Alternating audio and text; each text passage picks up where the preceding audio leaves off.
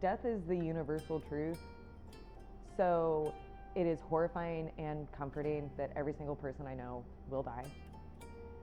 And I am scared of it because it is the unknown, and also the fact that it is unknowable, in my opinion, means I don't have to worry about it.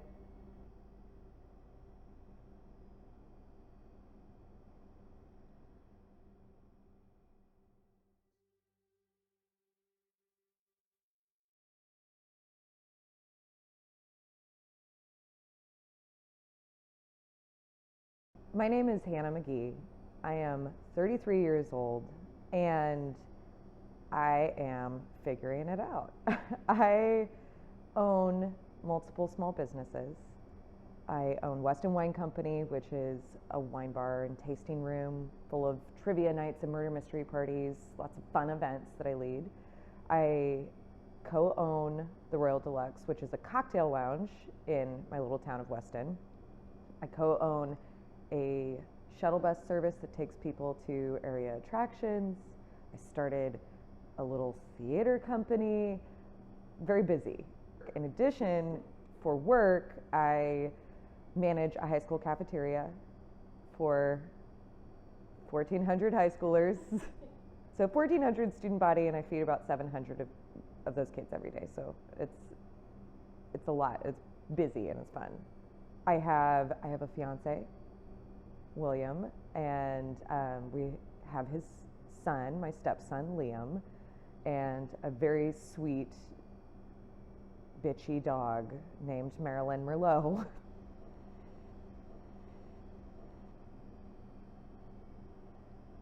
I think that death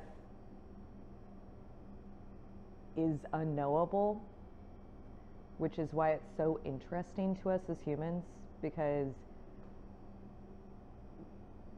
we think that we can know everything, and that's what makes death magic to me. Like, I think about death clinically as biologically your body stops being alive. What happens from there, I think, is unknowable, and so I'm not even going to try to like guess. And it cracks me up when people say that they have the answer of like, oh, there's a heaven and a hell, or there's nothing. And I'm like, I think everybody's wrong. I think that there is something that we cannot comprehend with our little pea brains. That's so I think death cannot be known. But in a clinical sense, death is the absence of life systems in your body. So I think my view of death has changed a lot over the years. And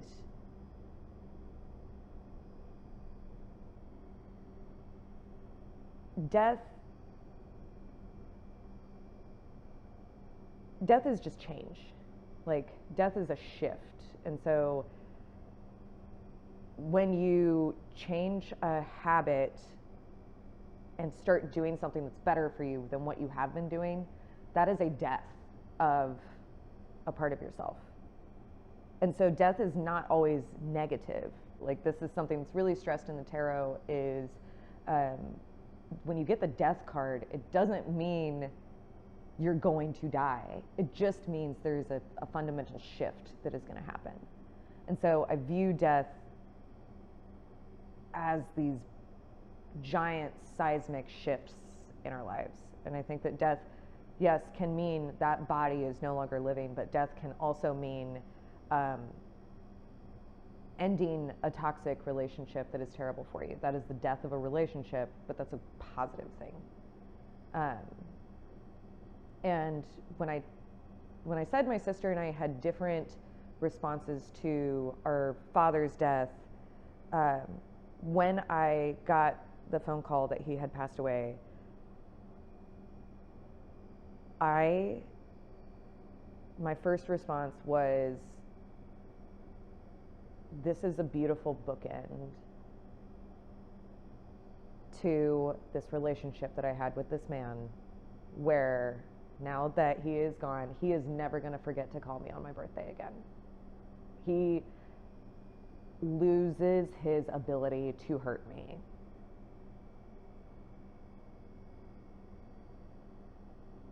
So I view death as something to hold hands with. And then personally,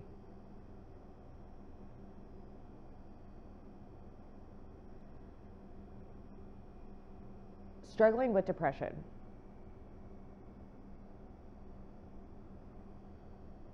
Death is an attractive lover that you know is terrible for you, and you still keep calling. I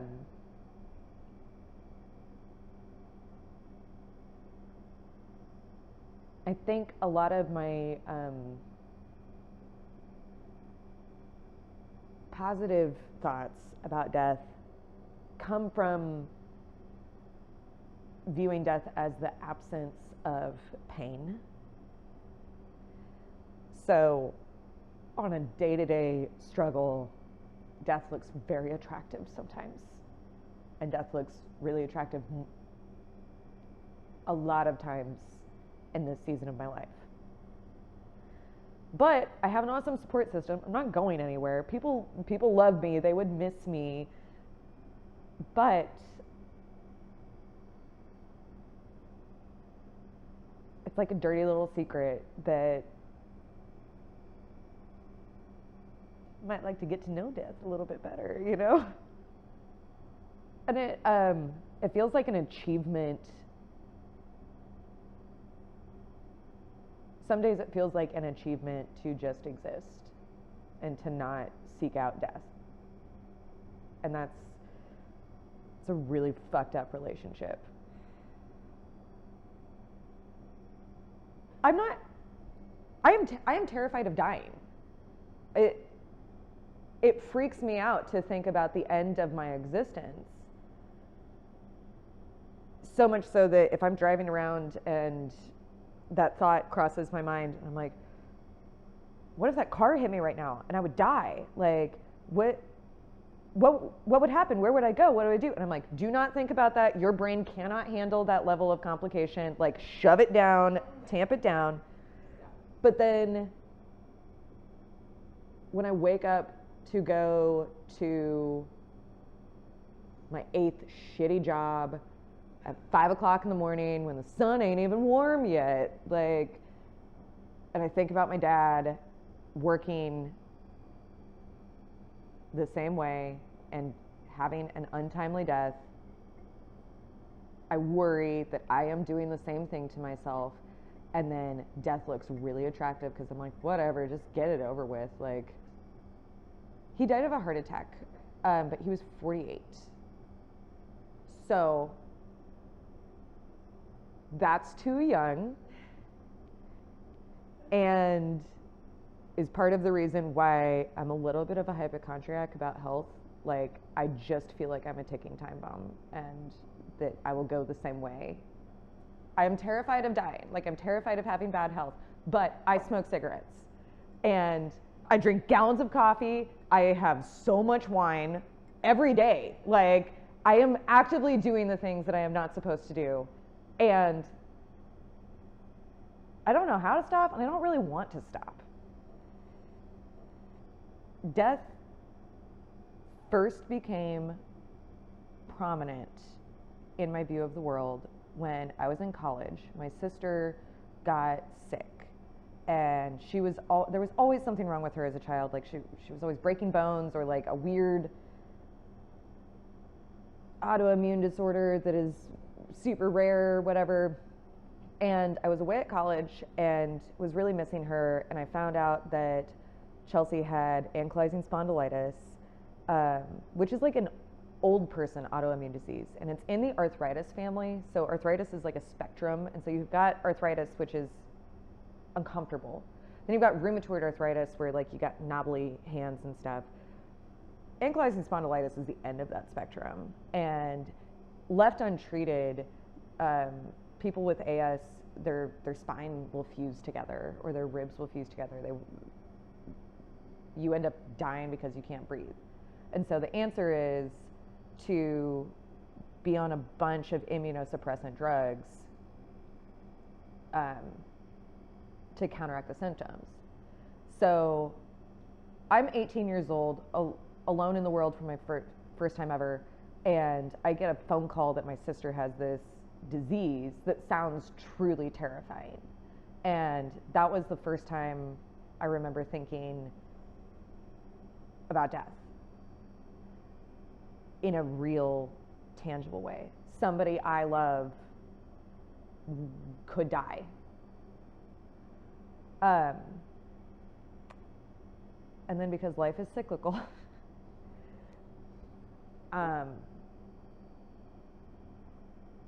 my sister and I had gotten in a huge fight about money and business, and neither of us handled it with grace. This was 2018. And we, for the first time ever, were screaming at each other. I don't think we've ever told each other to fuck themselves before this fight. Like, this was knockdown, drag out. And then one of the drugs that she is on for her AS caused autoimmune encephalitis. She went to the hospital and they couldn't figure out what was wrong with her. And she basically hallucinated for 30 days straight. Like, she was in hell of her brain's making. Autoimmune encephalitis is the brain on fire disease. They couldn't figure out what was wrong with her. They just knew it was her brain. And it took 30 straight days.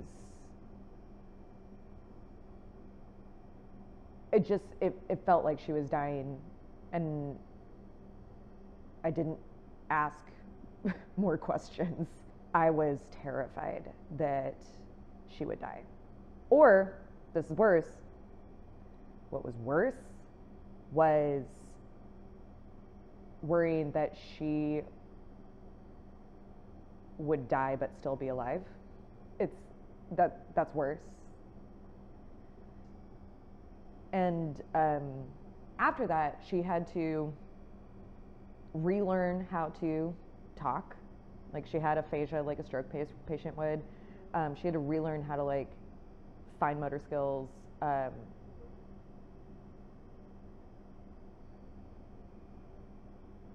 We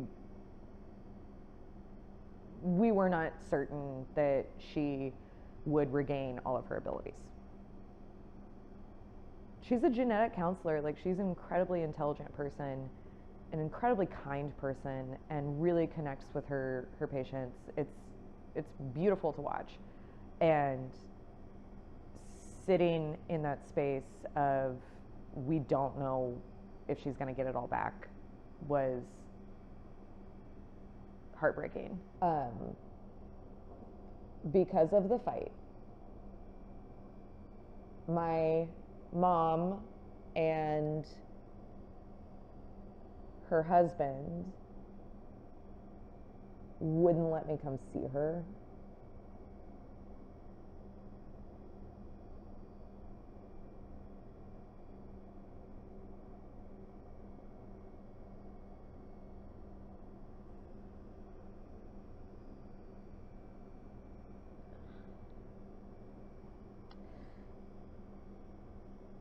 So I would just call like 3 times a day. And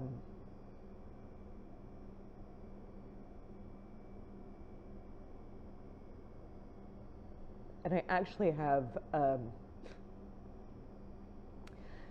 have 2 voicemails that are saved on my phone that I have never listened to.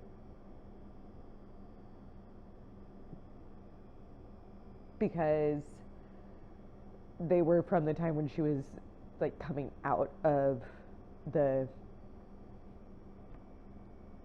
encephalopathy, and so she couldn't speak very well. And I know that listening, like, remembering that we were fighting, I absolutely cannot handle listening to her trying to form words and remembering that space that we were in. But I saved them and I have emailed them to myself so that I will always have them, because I know that one day she will die and it will definitely be too soon. So ever since her first diagnosis in college, I have known my sister will die too early. And then in 2018, it was made even more real.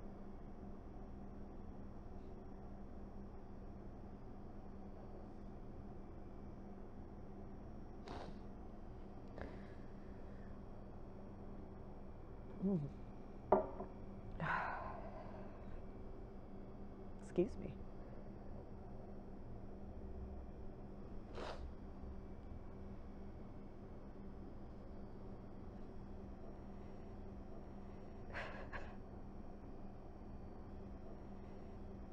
Okay, so if I were given the option to know how and when I would die.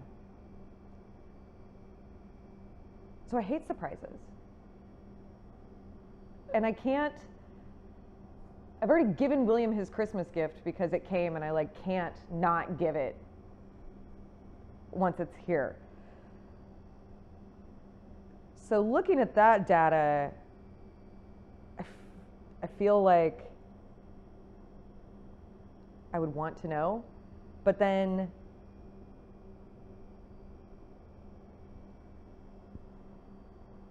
I also, that kind of takes the fun out of it.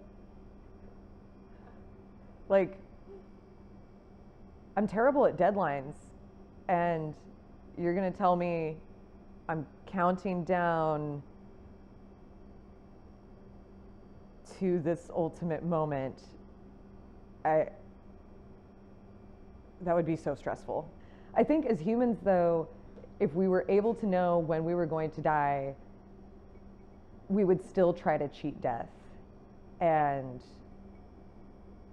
then I would probably vacillate wildly between existence is futile, I know when I'm going to die, so I'm going to do whatever the fuck I want all the time. And then I would probably swing wildly back and be like, but if I stopped doing these things that I know are bad for me, I wonder if I could squeeze out an extra year or two. Can I trick death? I think that's the biological imperative, is stay alive for as long as possible. And so then you start trying to cheat death. And then that makes me think of every 90s and 2000s WB show where they Charmed does an episode of the fortune teller said, this is the day you die and how, and then it you can't avoid it no matter how hard you try or whatever decisions you make. So I guess to answer the actual question, I would not want to know. I do hate surprises, but I think that's the one thing that I would be like, don't tell me.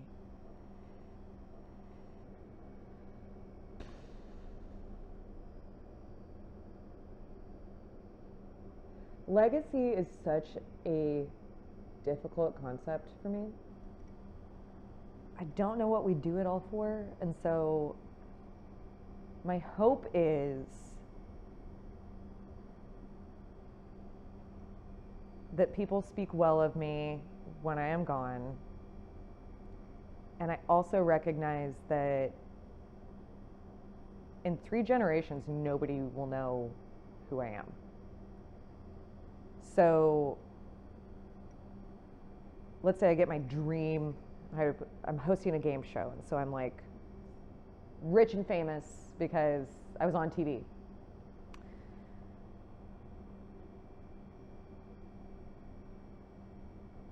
Fame is attractive because it provides a legacy. People know your name. But at the end of the day, 3 generations from now, nobody will know who I am, even if I were rich and famous. So legacy is difficult for me to comprehend, because is legacy immortality, that you existed in such a way that even after you're gone, everybody still knows who you are for generations upon generations upon generations? Or do we look for something more achievable, which is my legacy can be short-lived? Like, my hope is that people still know who I was for the same amount of time that I was alive. So if I died today at 33, I would just hope that in 33 years, somebody still knows who I was well enough to speak about me, good or bad.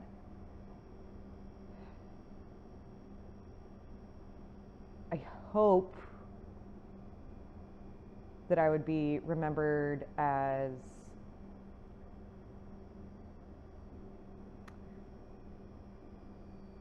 kind and intelligent, and that I made a positive impact in the world. But I don't have an expectation that anybody would like pick up the mantle of the things that I care about and continue them in honor of me. If I died today, shut the business down, sell it to somebody who cares about it. Like, I'm not expecting anybody to pick it up and keep it going. Or the projects that I'm involved in, I do those things because I love them. Like, I love them. Nobody else needs to continue them on unless they also love that thing. All my crazy crafting and bullet journaling supplies and all of that, nobody needs to come in and continue making bullet journals in my memory. I hope that in my memory you do something rad that you like to do. Legacy, though, also goes to tangible things. So my sister gave me a coat, and she had like a Kleenex in the coat, like a clean Kleenex, but it was in the pocket, and I keep that tissue in that pocket because I'm like, one day my sister won't be here, and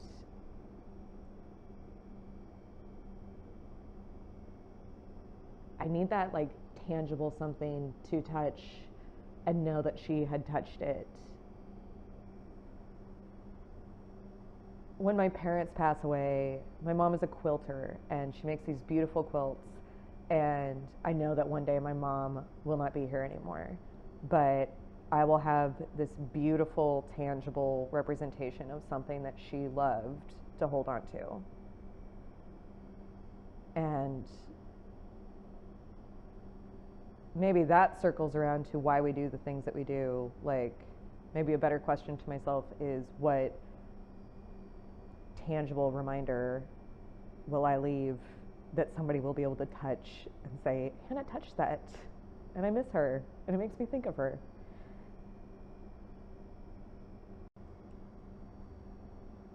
Something that we kind of touched on,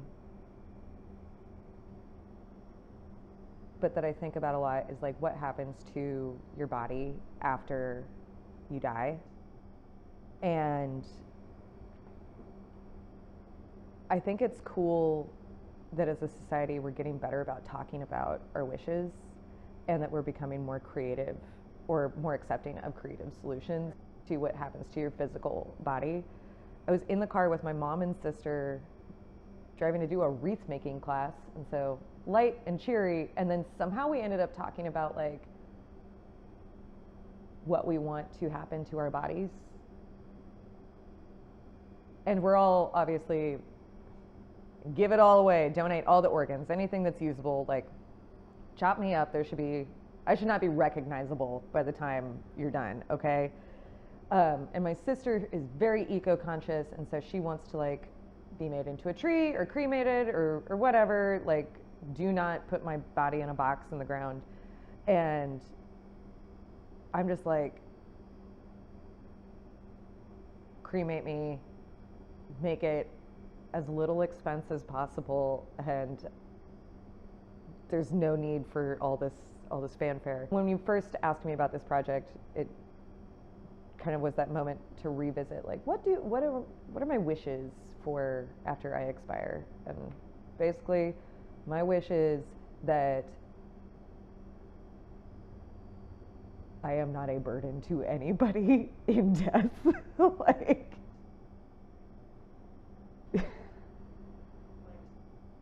I took a class in college called Death and Dying, which was very cool. And we got to go to a funeral home, and they talked to us about like the expense of death, and it was wild. So my wish is to not be an expense.